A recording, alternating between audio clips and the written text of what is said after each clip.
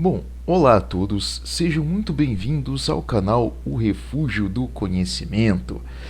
Bom, daremos continuidade aqui, não é, hoje a respeito da série A História da Cultura e das Etnias. No nosso último encontro, nós abordamos aqui a respeito da escravidão romana. Falamos aqui a respeito de como funcionava este sistema, não é?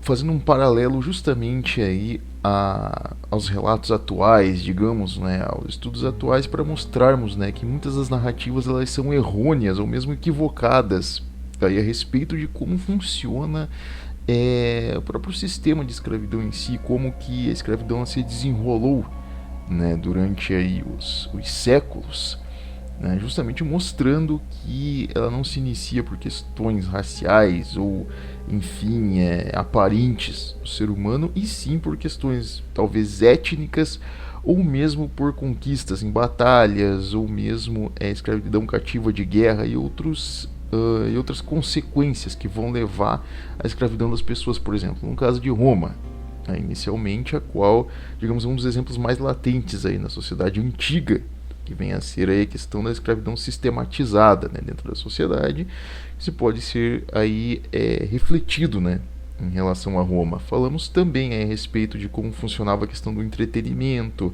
né, utilizando os escravos por entretenimento, como no caso dos gladiadores, né, entretenimento adulto no caso das mulheres, no caso dos homens o entretenimento aí voltado à luta, né, no caso do entretenimento barato ali das lutas, quanto aos gladiadores, né, como que funcionava o sistema das lutas entre gladiadores inicialmente, né, assim como também a figura aí da revolta, né, da guerra servil, que nós contamos aí, que vem a ser aí a revolta de Espartacus, que nós conhecemos aí esse grande personagem, essa grande figura, né, que confrontou justamente a República Romana, não é, com um grupo de escravos fugitivos que foi aumentando até tomar a proporção de um exército, né, que por um tempo combateu ali Roma de igual para igual em uma espécie de conflito interno, né, que vai resultar aí, infelizmente, com a derrota aí do grupo, né, dos fugitivos de Espartacus, aos quais aí a República vai se sobressair, os vencendo, né, os derrotando finalmente,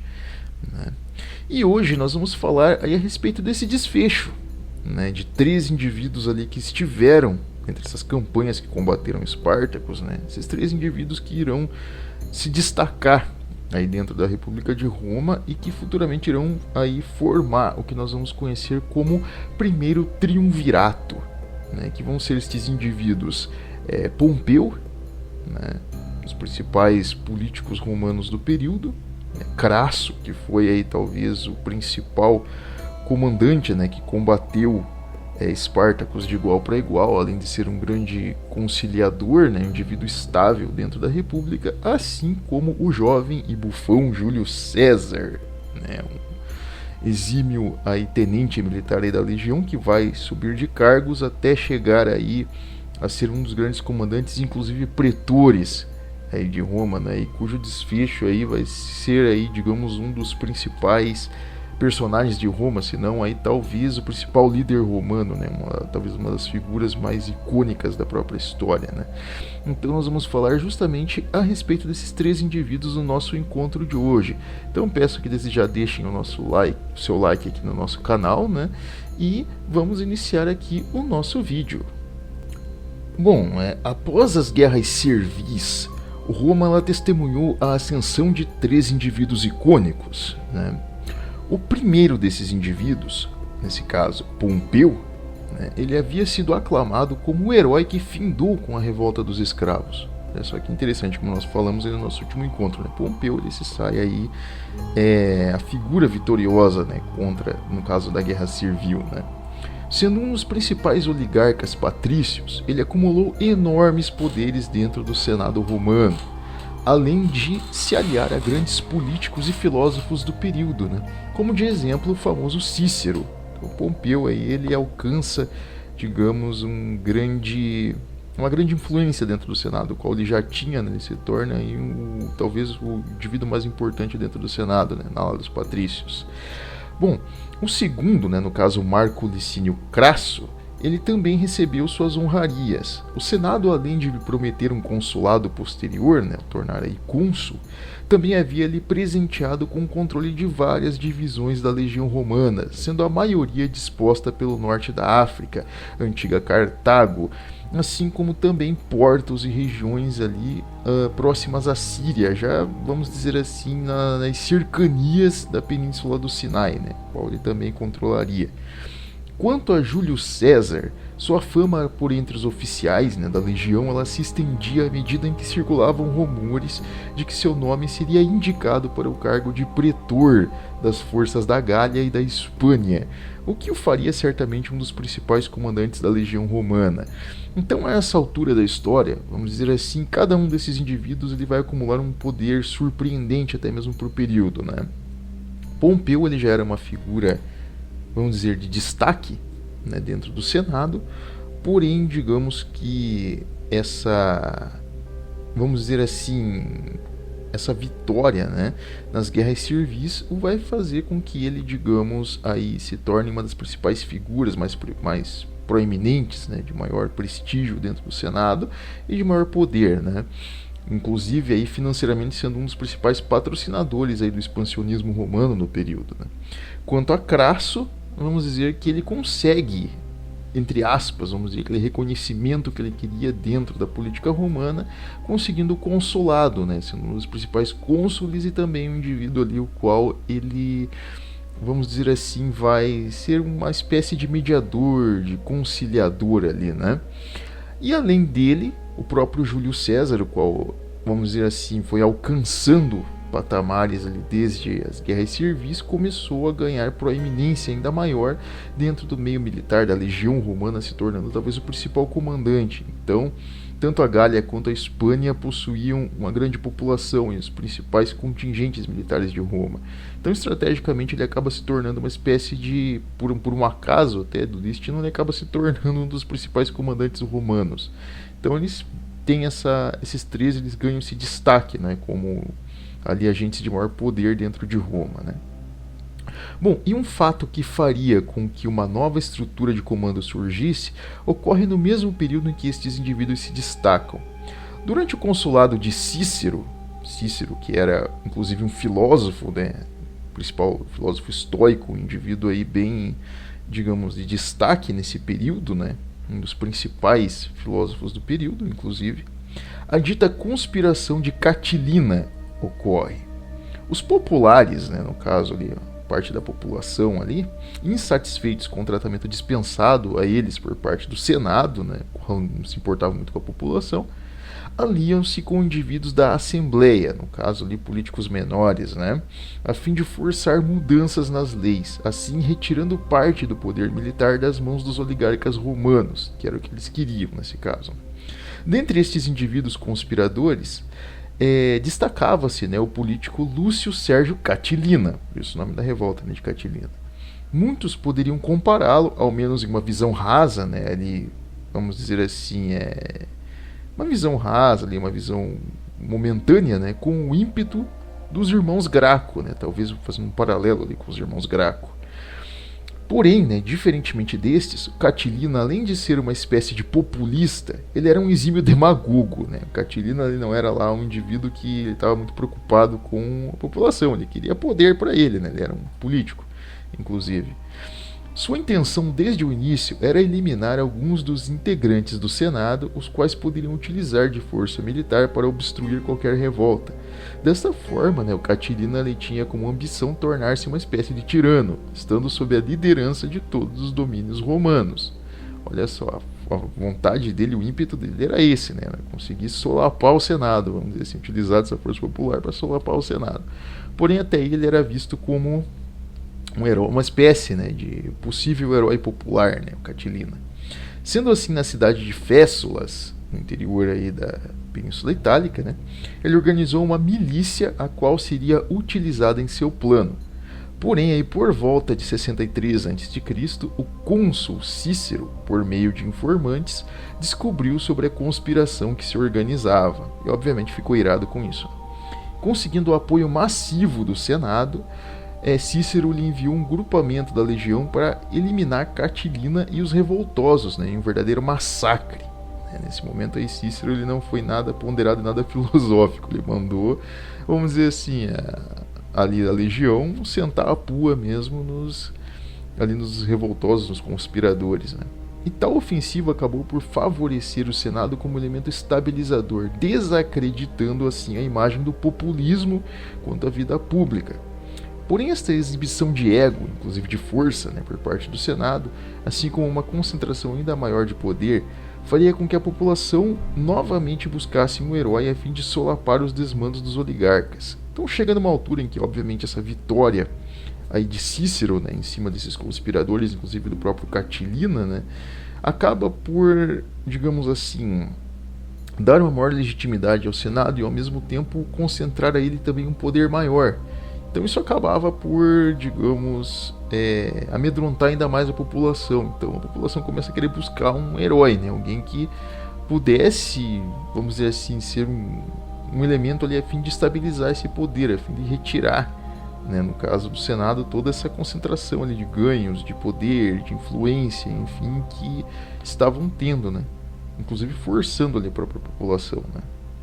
E por volta de 62 a.C., né, a fim de firmar seu poder como figura central de influência no Senado, Pompeu, através dos bastidores, né, ele costurou um acordo privado aí, juntamente do veterano Crasso, assim como do recém-eleito pretor Júlio César. O dito primeiro triunvirato, né, são 3 pessoas, né, triunvirato, foi uma aliança de poderes a qual garantiu que seus integrantes conseguissem uma estabilização em relação aos seus postos. Pompeu como elemento político e patrocinador financeiro, né? Crasso como elemento público e conciliador, uma forte figura pública, e Júlio César como elemento militarístico e expansionista. Olha que interessante. E há de se lembrar também, né, que enquanto pretor da Gália e Hispânia, Caio Júlio César ele tornou-se um indivíduo muito popular, não somente pela questão de seu tratamento quanto aos locais e ao próprio exército romano, um tratamento benéfico, como também por suas campanhas expansionistas. É nesse período que o mesmo ele inicia várias campanhas para cruzar os rios em direção à desconhecida Germânia, território este povoado por bárbaros de diferentes tribos. Então, para vocês notarem, né, Júlio César, além de ser um elemento muito bem visto pela população, pelo bom tratamento que ele dava aos hispânicos, aos gauleses, né, os gauleses romanizados, ele também dava um bom tratamento à própria legião. Ele era um comandante muito bem visto, mesmo sendo bufão, né, um comandante ali excêntrico, ele era bem visto pelos soldados. Ele era uma figura na qual os soldados eles poderiam confiar, alguém bem, vamos dizer assim, ligado a eles, o famoso gente como a gente, né? Um excelente comandante. E enfim, ele é o primeiro ali a iniciar campanhas, né, justamente contra os germânicos, né, os bárbaros germânicos, né? Começa a cruzar rios como o Reno e outros rios ali que faziam fronteira, né, com a vastidão ali das florestas germânicas, e ele começa a enfrentar estes povos bárbaros, né? E César, além de ser um comandante disciplinado, ele também era extremamente habilidoso e engenhoso, fato extremamente importante, né? A fim de garantir o acesso da legião para as florestas germânicas, ele utilizou da mão de obra de seus próprios soldados para construir uma espécie de ponte de estacas, a qual garantia suas operações na região. O projeto ali foi tido como impressionante, não somente por sua imponência, por ser muito grande, como também pela organização e o tempo em que foi construído, praticamente em poucas semanas, um recorde inclusive para o período, né? E essa expansão para o interior do continente europeu, né, no caso, fez com que César fosse ainda mais reconhecido pela opinião pública romana, sendo visto como um exímio governante e militar. Então César ele começa a ser bem visto, né? Ele começa a ser notado como um indivíduo proeminente desse triunvirato, um indivíduo que ele era mais, vamos dizer assim, de ação, um indivíduo, né, que ele agia mais com as mãos, né, que ele tinha um expansionismo, ele conseguia trazer vitórias para Roma, algo que há muito tempo a República não via, né? Um comandante exímio, forte, disciplinado e eficaz. Então César ele tinha todas essas qualidades, vamos dizer assim, que outros indivíduos dentro do Senado, inclusive os outros componentes do triunvirato, não tinham. Então ele era um indivíduo de destaque, a população via nele isso, né? A população o aclamava por isso. E a fim de garantir maior solidez a esta aliança, né, Crasso, aí sendo esse mediador, sugeriu que o pretor Júlio César, né, no caso, cedesse a mão de sua filha Júlia em casamento para com o senador Pompeu. Né? E César, vamos dizer assim, estrategicamente, né, ele concordou com essa união, tendo em vista a eleição de um de seus principais aliados, Públio Clódio Pulcro, para o cargo de tribunato, que era uma espécie de juiz máximo, um censor ali, né? Então Públio ele era um dos principais aliados de César, um grande amigo de César. Então ele queria que Públio ele fosse eleito, no caso esse censor, esse tribunato, com ali no caso a união, né, de Júlia com Pompeu. Enfim, Pompeu obviamente querendo mais poder, querendo mais, enfim, prestígio, né, por ser um indivíduo que está ali se aliando com César, né, ele aceita, né, enfim, casar-se ali com Júlia, né, ter a mão dela, né, isso era bem estratégico no período, né. E ao ser eleito, o Clódio, né, esse tribunato, ele começou a tentar organizar os desmandos do Senado. Então ele tinha o mesmo ímpeto de César, né, um indivíduo disciplinado, um indivíduo competente e eficaz, então ele queria botar ordem na casa. E trabalhando como uma espécie de censor, né? Inclusive ele acabou por minar a influência de alguns dos integrantes da casa, incluindo o próprio Catão, o jovem, que era um político muito influente na época, e o próprio Cícero, este último sendo talvez o seu maior inimigo. Então Clódio, né, ele arranja uma disputa terrível com Cícero. Então ele via em Cícero ali, além de um indivíduo oligárquico, um indivíduo ali muito ligado ali vamos dizer assim, aos patrícios, né? Ele via em Cícero ali um inimigo, né? Enfim, Clódio, por ter visto as atrocidades em relação à revolta catilina, né? Ele presenciou ali todos aqueles acontecimentos da revolta catilina. Ele forçou Cícero a se autoexilar, o afastando ao máximo possível da vida política. Então fez com que Cícero fosse se dedicar lá ao estoicismo, à filosofia, e o afastou da vida política, né? Trabalhou para isso, né? Para que ele não ficasse mais ali, enfim, sendo um estorvo ali talvez na vida política em relação ao populismo. E Cícero, obviamente, era um grande expoente filosófico e estabilizador dentro do Senado, porém, muitas vezes ele trabalhava em favor dos patrícios e das oligarquias, né? O que muito atrapalhava o trabalho em relação a atender as demandas populares. Então Cícero ele era um elemento bom e ao mesmo tempo não tão bom, então ele ficava meio que ali, sendo um dos maiores filósofos do período romano, e Cícero ao mesmo tempo ele era, vamos dizer assim, um problema ali dentro da própria política em si, em algumas questões, inclusive de demandas populares. E aproveitando-se deste fato, né, Clódio aprovou emendas para reduzir os impostos sobre grãos, a fim de garantir maior distribuição à população. Isso fez com que Clódio fosse bem visto por seus atos. Então Clódio ele era um censor e ele também atuava dentro do Senado na política. Então ele fez grandes mudanças, contribuiu para reduzir impostos, garantir a alimentação do povo, reformas estruturais em Roma. Então ele era bem visto. Ele era o homem de César ali dentro de Roma, um indivíduo bem visto pela população, né? Então fazia um merchan legal aí, né, por parte do populismo. Porém, enquanto Clódio atendia alguns setores da sociedade romana, por outro lado, o mesmo também começou a extrapolar em suas competências. Começa uma questão meio complicada. De forma arbitrária, ele formou uma espécie de milícia de soldados que atuava como perseguidor de todo e qualquer apoiador dos grandes políticos romanos, incluindo os próprios partidários de Pompeu. Este último, temendo maiores represálias, fundou espécies de milícias de contra-ataque, lideradas pelo legionário Tito Ânio Papiano Mião, um fiel subordinado, né? Tal situação somente incendiava ainda mais os ânimos da própria população.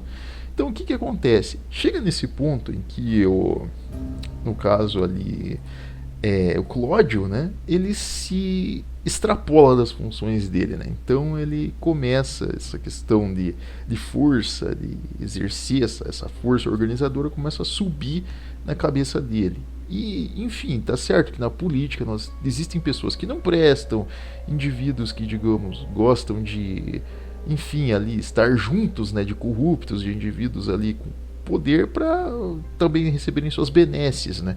Porém, não é também justificativa para que o indivíduo vá lá e mate persiga, enfim, agrida ou mate esses indivíduos simplesmente por essa conduta errônea, né? Mas chega num ponto em que o Clódio ele começa a fazer isso, ele começa a perseguir os indivíduos por simplesmente apoiarem indivíduos que não prestavam, né? Então isso já é, vamos dizer assim, vamos usar a palavra totalitário, ou enfim, agressivo, tirânico, né? Essa palavra, vamos dizer assim, tirânico a respeito disso, né? E, obviamente, que o Pompeu ia proteger a laia dele, né? Então ele cria as próprias ganguezinhas dele ali, enfim, essas milícias para combater justamente as milícias de Clódio, né? Então isso meio que mina a situação entre ambos, né? Torna a situação um pouco caótica, né?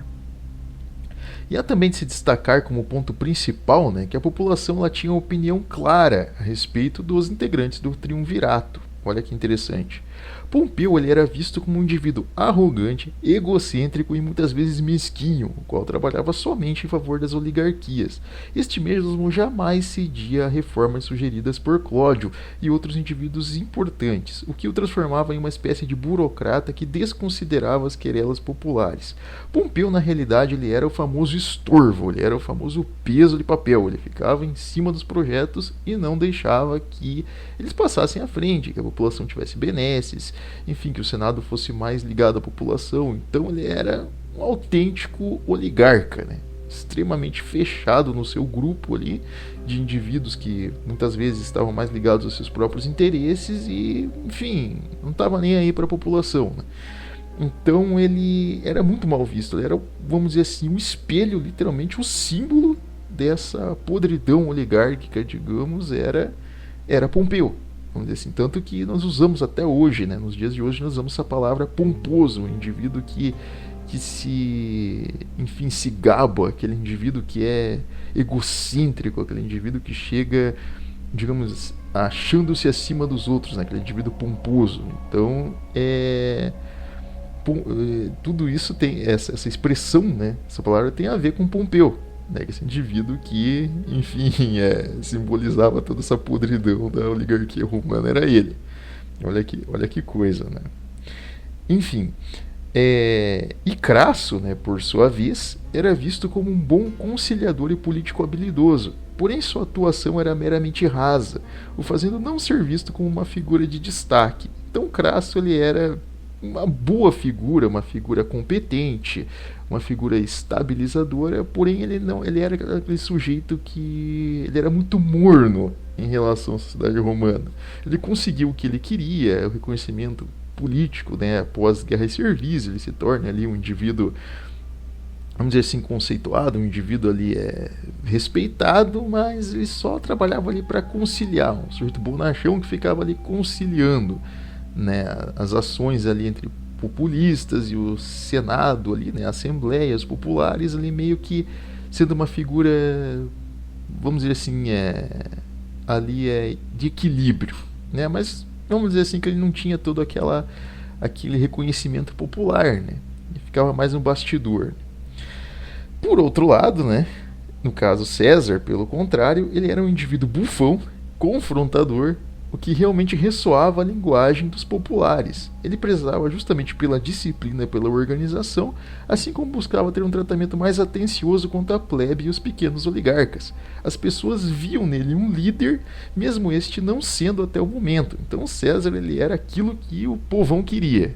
Ele era o famoso gente como a gente, ele era confrontador, ele era bufão, ele era, vamos dizer assim, ele falava o que dava na telha, ele era aquele indivíduo que, digamos, ele concentrava todas as querelas populares, ele se compadecia do povo, ele se comportava como o povo.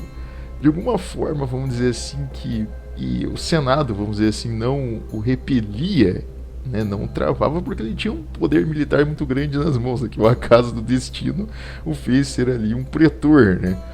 Pelas suas ações. Então ele tinha um poder militar muito grande nas mãos. Então isso faz com que o Senado, vamos dizer assim, tenha certo receio de conversar com ele. E isso vai, digamos, o engrandecendo ainda mais, né, dentro da sociedade, tornando aí um sujeito bem popular entre as pessoas, né, e bem reconhecido, inclusive, né.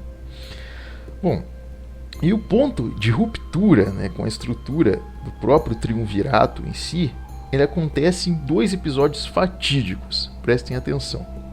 Inicialmente, o elemento estabilizador dessa aliança, né, o Marco Licínio Crasso, o qual no período tinha o controle de uma parte dos portos da Síria, como nós falamos, né, ali no extremo da divisa ali com a Península do Sinai, ele parte em uma enorme campanha para guerrear contra o Império Parta, o qual no período detinha o controle de grande parte do Oriente Médio, incluindo a Península do Sinai. Então os partas eles controlavam uma boa parte do Oriente Médio e tinham acesso inclusive ao Mediterrâneo.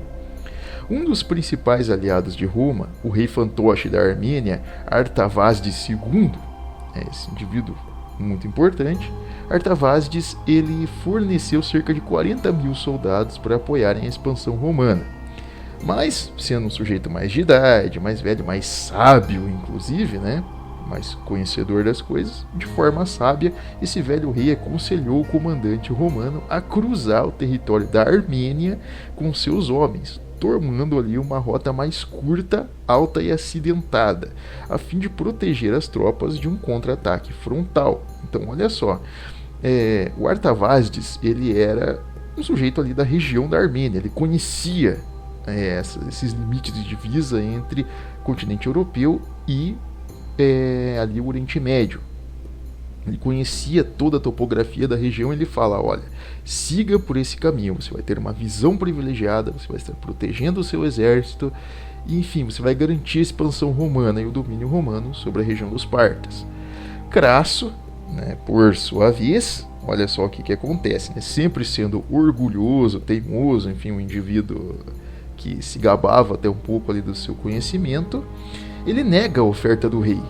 Fala, você está falando bobeira. Ele nega a oferta do rei.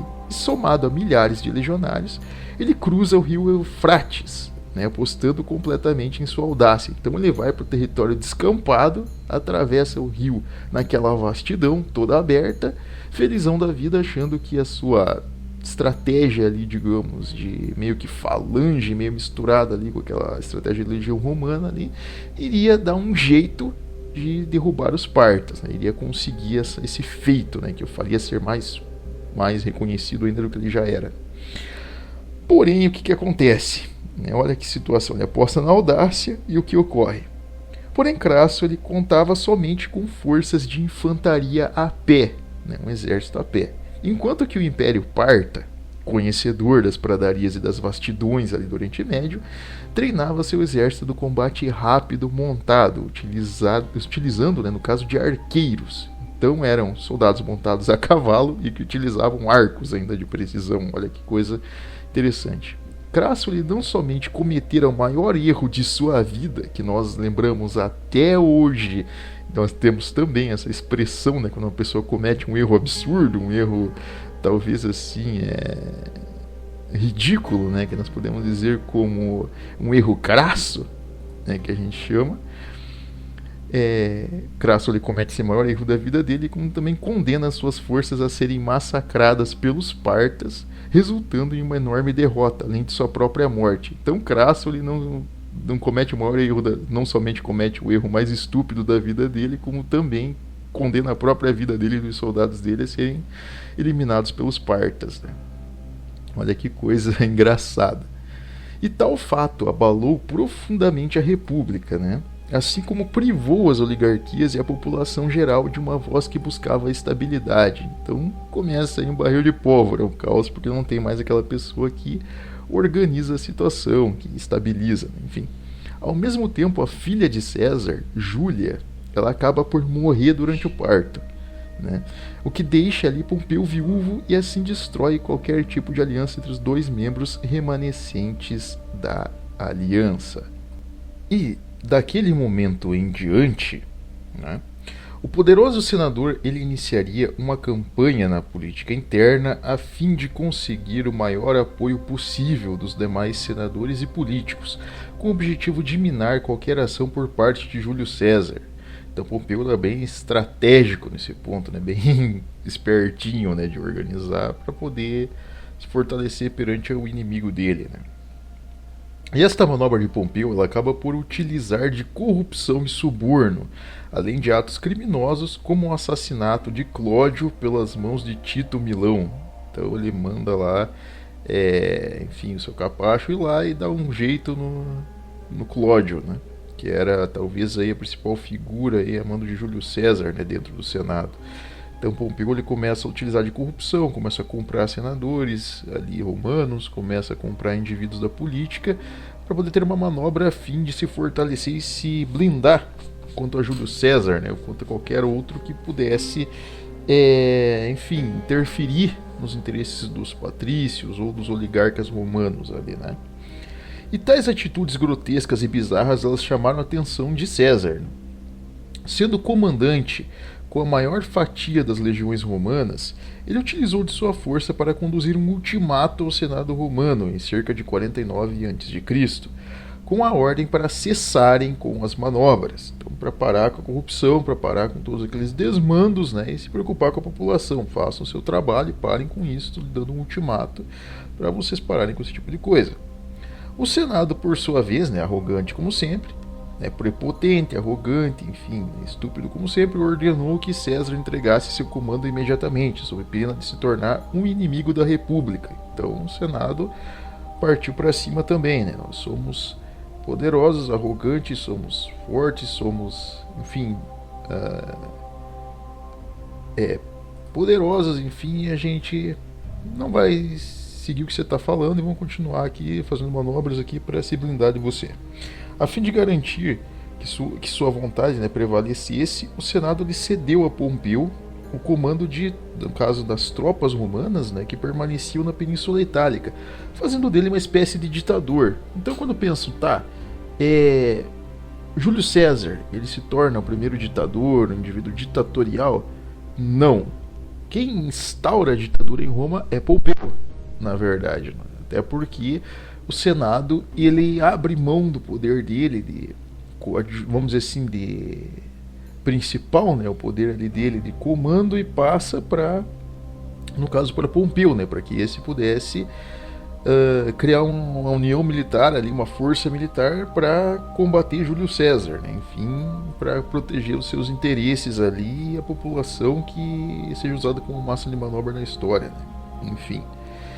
E, porém, ocorre que César, né, em razão de sua personalidade e coragem, ele não se intimida diante da nomeação de seu rival. Então, pela primeira vez ali, em todo esse decorrer desse divisor de águas, César é um indivíduo que ele não se treme diante do Senado. Qualquer outro indivíduo antes dele, como os Gracos, como o próprio Espartacus em si, na sua revolta, enfim... Catilina e outros, eles temiam o Senado, eles viam o Senado ali como uma força muito grande a ser combatida. Já César não, César ele bate de frente, ele não está nem aí. Chegou num ponto em que ele viu que o poder dele era grande o suficiente, a população estava com ele e o Senado estava contra a população. Ele percebia que o Senado estava literalmente contra as pessoas e era um poder decadente, é uma força decadente, um Senado corrupto, um Senado impotente, um Senado, enfim, ineficaz, completamente apático à população. Então era um grupo ali que simplesmente governava para si próprio. Então chegou num ponto em que um indivíduo com um poder maior iria dar fim a isso. E esse cara era o Júlio César, era o indivíduo ali da situação, era quem poderia fazer alguma coisa. E ele vai e faz. E o que acontece? Enfim, e em relação a isso, né? Do contrário, ele mobiliza toda a sua estrutura de legião e parte em direção a Roma para um confronto decisivo. Muitos poderiam dizer até que tal conflito seria desprezado pela população, até porque era uma briga ali política. Porém, do contrário, tanto a plebe quanto os pequenos oligarcas, enfim, as pessoas, enfim, pastores, as pessoas que viviam em volta ali, não é? Os agricultores, enfim, toda a população ali da plebe e dos pequenos oligarcas, eles acompanhavam a legião de César pelo caminho que este percorria, o admirando como uma espécie de herói popular. Então, por onde passava a caravana de César, por onde passava a legião a caminho de Roma, nas vilarejos e cidades a caminho, as pessoas seguiam César. Eles falavam: você é o nosso representante, você é o nosso campeão, você nos representa, você é a força, é a revolta, vamos dizer assim, são as querelas da população marchando em direção a Roma para enfrentar o poder vigente. Então César, ele era essa figura, vamos dizer assim, divisor de águas, era um indivíduo realmente que estava representando a população naquele momento, era o escolhido da população, vamos dizer assim, na questão ali voltada ao triunvirato. Ele era o escolhido da população e não Pompeu. Ele era o cara que a população ia seguir para o combate, né? Então eles acreditavam, né, em César, né? Enfim, enquanto isso, atrás das margens do rio Rubicão, né, que é o rio ali que faz divisa para o interior da Península Itálica, né, a plebe romana ela buscava fugir da capital, rejeitando a possibilidade de ter de combater pela República, e principalmente sob o comando do desprezível Pompeu. Então ninguém queria brigar sobre a bandeira de Pompeu. Ele falava que nem um cara com esse maluco, esse sujeito que não tem apreço nenhum pelas pessoas, um sujeito sem vergonha, um sujeito corrupto, né, um sujeito, enfim, inescrupuloso, a gente não quer saber dele.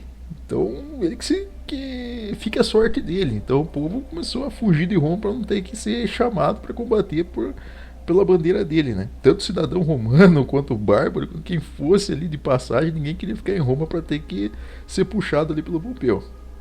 Ocorre que em janeiro do ano seguinte, César e seu exército invadem as cercanias da capital romana, né, combatendo as desorganizadas forças do inexperiente comandante Pompeu. Pompeu, a essa altura, estava totalmente desesperado, desorganizado, enfim, desesperado para tentar resolver a situação. E César, todo tranquilão, todo forte, chega lá com uma figura imponente que era: e vamos resolver essa situação. Olha a diferença. Tal ofensiva ela resulta na derrota do arrogante senador, que, sem provisões, foge para o Egito juntamente de alguns apoiadores. Este mesmo seria assassinado por enviados de César algum tempo depois. Então o que acontece?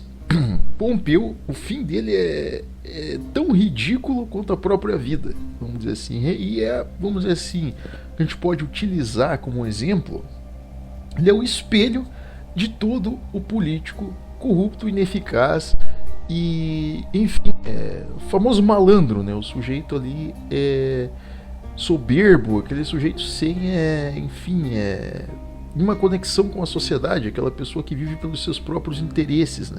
Cujo a gente vê inclusive muito nos nossos tempos, né? Pompeu é o espelho disso. Ele é um indivíduo que ele, vamos dizer assim, comprou todo o Senado pela corrupção, um indivíduo que ele cresceu à base disso, né? Um indivíduo com interesses dos oligarcas, um indivíduo que costurava parcerias espúrias. O próprio triunvirato, mesmo sendo ali vamos dizer assim, uma aliança estável, né, mas uma aliança de poder, inclusive foi feita por Pompeu, foi idealizada por Pompeu, né, essa aliança. E ele próprio cai vítima disso justamente pela questão da arrogância dele. E César, ele vamos dizer assim, em oposição a esse indivíduo, vamos usar esse termo ali, maquinador, né, esse sujeito ali até um pouco despótico, né, César, ele é a oposição disso. Ele é uma consequência daquilo que o próprio Pompeu montou. Ele é um indivíduo que ele vai sendo construído pela revolta da população. Então você tinha que vir de algum lugar, tinha que vir de um bárbaro, tinha que vir de um militar romano, de um legionário, de algum indivíduo de fora. Mas só que chega na hora que vem um indivíduo com um poder maior, que é o caso de César. Então o povo vai lá e joga ele para cima. É você que vai nos representar nesse momento. Então é o ponto de ruptura entre a república e a população. Quando a gente diz que regime republicano funciona, que é mil maravilhas, não, porque o que acontece?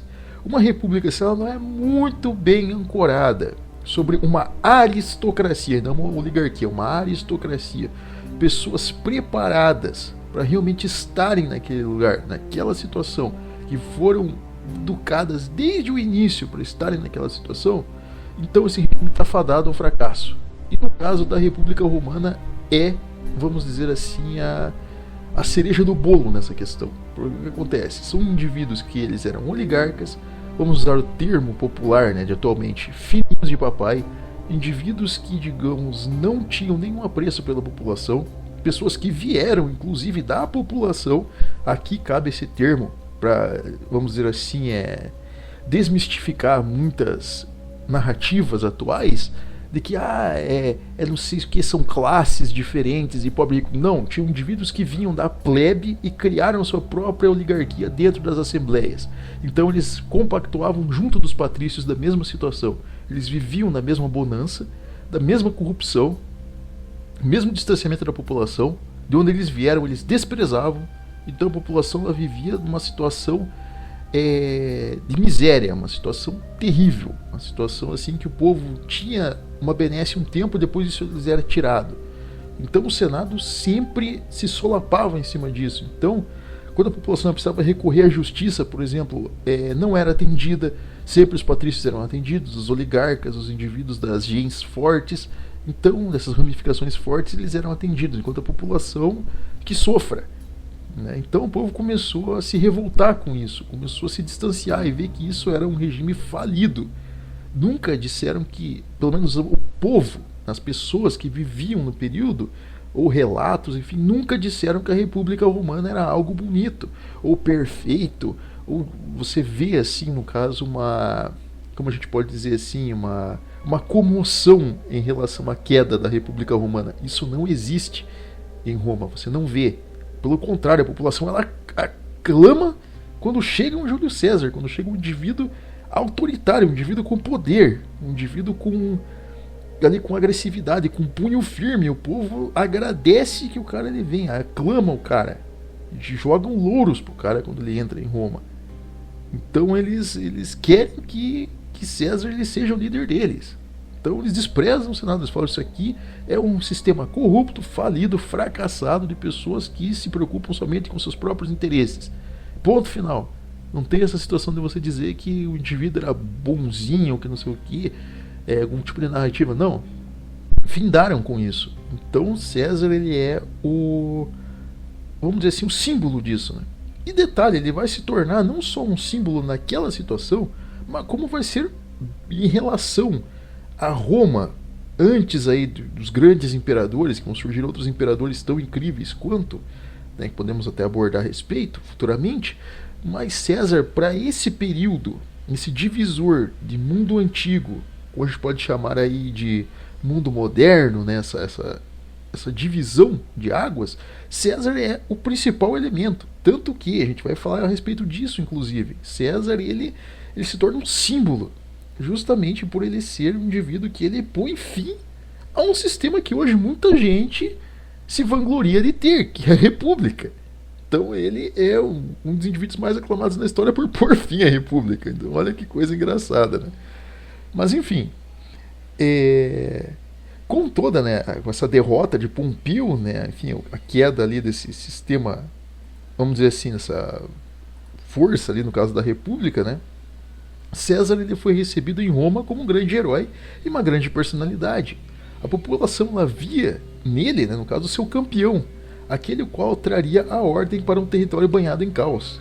César, buscando lhe trazer total controle e estabilidade ao território romano, ele busca manter o regime ditatorial imposto por Pompeu. Então, olha só, fala, não, vou manter isso aqui, eu preciso de ordem, então eu vou manter essa ditadura que fizeram do Pompeu, aí vamos utilizar isso para alguma coisa boa.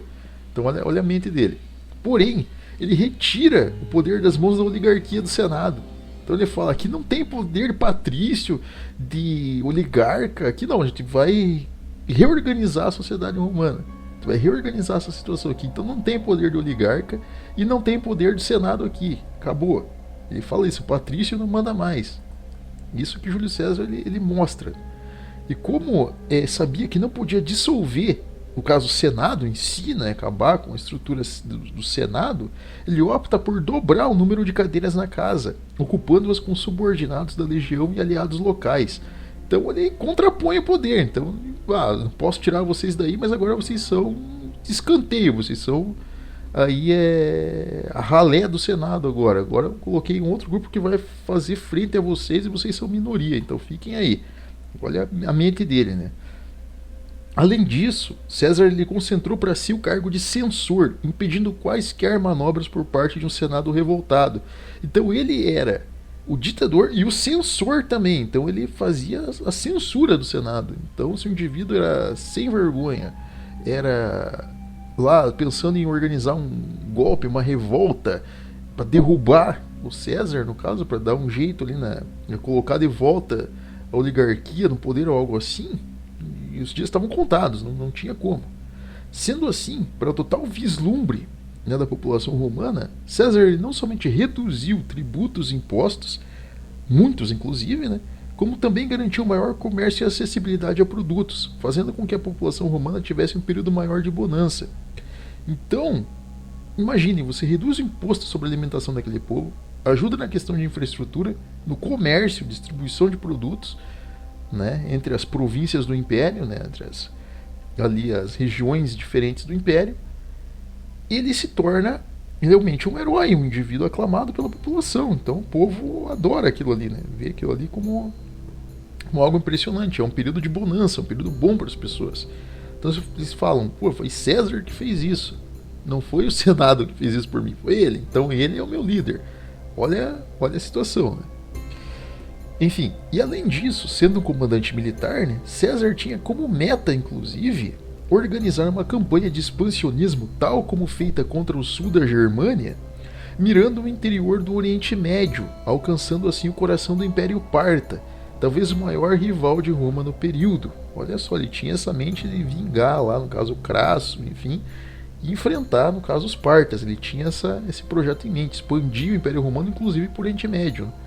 Coisa que nunca na história, nem mesmo posteriormente, aí Roma vai conseguir ter esse alcance tamanho, né? Eles vão abarcar algumas partes ali do Oriente Médio, mais próximo ao Mediterrâneo, mas o interior do Oriente Médio não será de Roma. Olha que impressionante, né? Enfim, e os grandes investimentos do ditador quanto à infraestrutura romana, assim como seu tratamento quanto à população, lhe renderam o status de maior líder político da história romana, sendo que todos os seus sucessores, né, seriam elevados aos cargos máximos como alcunha de Césares. Então, quando você vai pegar na história romana, olha que coisa interessante, você vai pegar outros líderes romanos, depois os imperadores, né, os indivíduos ali de grande poder em Roma, eles sempre vão ter a alcunha, não que o nome deles fosse esse, mas eles usam a alcunha de Césares. E outros reinos e outros aí da era moderna, que nós vamos abordar muito para frente, também vão usar essa alcunha de César. Justamente por esse elemento, esse indivíduo que ele faz esse divisor de águas. Olha que coisa interessante. Então ele era um símbolo, uma figura proeminente de tamanho poder, né? Isso é uma coisa impressionante. Bom, e um fato talvez curioso, né, é que o governo ditatorial de César dura pouco tempo, cerca de 4 anos, que ele ocupa, né, esse cargo de ditador e censor de Roma, que ele começa todos esses projetos incríveis, né. Seus planos impressionantes e seu ímpeto visionário, eles causavam ainda mais a revolta e a inveja por parte das velhas oligarquias do Senado, as quais agora estavam reduzidas a um papel quase insignificante. Então o que o Senado nunca havia feito em séculos, César ele consegue fazer em pouco tempo. Ele consegue despertar esse expansionismo maior de Roma, mostrar que Roma não está reduzida a, digamos, a simples burocracia, está destinada a ser ainda maior, a alcançar mais territórios, a influenciar ainda mais a cultura. Então César ele era, vamos dizer assim, visionário nesse ponto. E os oligarcas não eram, eles estavam estagnados. A oligarquia romana estava estagnada séculos atrás, pensando ainda nos seus próprios bolsos, em como ferrar com a população, como ferrar com os pequenos oligarcas, enfim, como garantir mais poder para eles. E isso causa inveja deles verem César tendo todo esse prestígio que eles nunca tiveram, né? Esse reconhecimento qual eles nunca tiveram. Sendo assim, né, por volta do início de 44 a.C., os próprios oligarcas confabularam sua queda. Olha só, de forma vil e sórdida, eles pagaram uma boa quantia em ouro para que o próprio sobrinho de César, Marco Brutus, assim como o senador Caio Cássio, emboscassem o líder romano em um corredor e o matassem. Desta forma, César foi assassinado em um fatídico dia 15 de março. Tal fato causou comoção popular e uma sequência de caos tomou conta da já esfacelada república. Então, para o pessoal ter uma ideia, né? César, ele causou tanta comoção por parte da população e ao mesmo tempo causou inveja e a revolta por parte das oligarquias. Ele é o típico espelho do indivíduo que ele é um outsider, que ele chega, ele faz a diferença, uma diferença enorme por sinal, e que ele causa revolta justamente àqueles que não querem essa mudança boa, que não querem algo bom, a boa nova, eles querem manter aquela maldade perpetuamente, né? Então eles são tão vis que eles conseguem cooptar o próprio sobrinho dele, né, o Brutus, para matar o próprio tio, né? Então tem até aquela frase, inclusive, né, quando o César ele está sendo assassinado, está sendo literalmente esfaqueado, né, por Brutus, e ele fala: até tu, Brutus, filho meu. Tem aquela frase: até tu, Brutus, filho meu, que ele vai lá e, enfim, mata o sujeito, né? Então tamanha forma vil que a república ela se torna.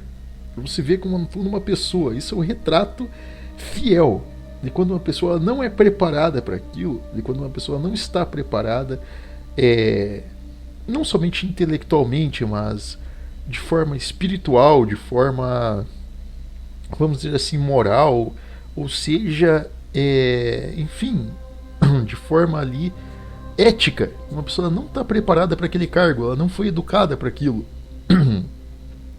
E a república, ela justamente é o reflexo disso. Esses políticos dessa república, indivíduos como Pompeu e os que confabularam ali para assassinarem César, são um retrato disso. Eles são um retrato de como vil o indivíduo da república ele pode ser. Esse indivíduo que ele não tem esse preparo, que ele só está ali por causa do poder. Então a inveja ela leva a essa manobra. Alguns vão dizer: porque é pela política, pela liberdade, pela república, pelo voto. Menos. Vamos ser realistas. Você tem um sistema onde o voto de nada adianta, porque você está literalmente escolhendo entre a raposa e, sei lá, ali o outro predador, uma raposa e uma hiena, para cuidar ali das ovelhinhas. Você está escolhendo tipo dois predadores terríveis para cuidar daquela situação ali, indivíduos que não prestam. Aí chega um indivíduo com um outsider, um lobo lá, chega um cão de guarda, vai lá e expulsa esses caras de lá. Então olha a situação, você tem a diferença, né? E é por isso que César ele vai ser lembrado, ele vai ser aclamado como talvez o maior líder romano, né? Até meados ali do próprio império, justamente por causa disso, por ele ser um indivíduo que ele traz a mudança boa, um indivíduo que ele está do lado da população, indiferente de quem seja, se é um oligarca com mais posses, se é um plebeu mais pobre, ele está do lado de todos. Ele contra aqueles políticos, aqueles indivíduos que realmente ferram com a vida das pessoas, que querem sugar até o último da vida das pessoas. Então ele realmente ele se torna um herói de Roma. E vamos dizer assim, essa fama dele, né, esse heroísmo dele, né, essa figura dele, esse exemplo, ele vai resplandecer ali nas gerações seguintes, inclusive quanto ao filho dele, né, no caso o filho adotivo dele, né, que vai vir a se tornar aí e futuramente, né, vai criar o segundo triunvirato, né, vai existir. Vamos falar aí posteriormente do segundo triunvirato, né, que vai ser fundado ali por Otaviano, né, e esse mesmo futuramente vai se tornar, inclusive, o primeiro imperador de Roma, Otaviano Augusto, o primeiro imperador de Roma. Que Roma ela vai passar por essa transição no segundo triunvirato, um governo incerto de poderes, né, com um senado esfacelado e uma divisão de poderes entre o segundo triunvirato, que é talvez mais estável, ainda mais impactante do que o primeiro triunvirato, e que vai resultar justamente no Império, né, quando a dinastia Júlio-Claudiana ela vai realmente se estabilizar no poder, né, com Otaviano. Nós vamos falar a respeito no nosso próximo encontro. Mas para vocês verem como a figura de um herói, realmente um indivíduo que ele faz a diferença, ela resplandece na história, mesmo que as pessoas não vejam naquele exato momento, mas vai acontecer futuramente, né? Esse exemplo ele vai culminar na história. Então, no nosso próximo encontro falaremos aí a respeito do segundo triunvirato e também as consequências, né? E no caso do início do Império, inclusive, e também futuramente, após essa conversa, nós vamos voltar aí à região da Palestina, né? A região aí da Península do Sinai, onde nós vamos falar talvez sobre a mais importante, ou talvez mais impactante, a mais importante, o divisor de águas, o capítulo mais impressionante e mais incrível, vamos dizer assim, de toda a história humana, né, em relação à crença, em relação a, enfim, elementos que vão definir a própria sociedade. Nós vamos falar a respeito também aí para frente no que se impacta nessa expansão romana para a Península do Sinai. Nós vamos falar a respeito disso tudo nos nossos próximos encontros. Então, desde já eu agradeço a atenção de todos. Se puderem, deixem o like aqui no nosso canal e nos vemos no nosso próximo encontro. Desde já, muito obrigado.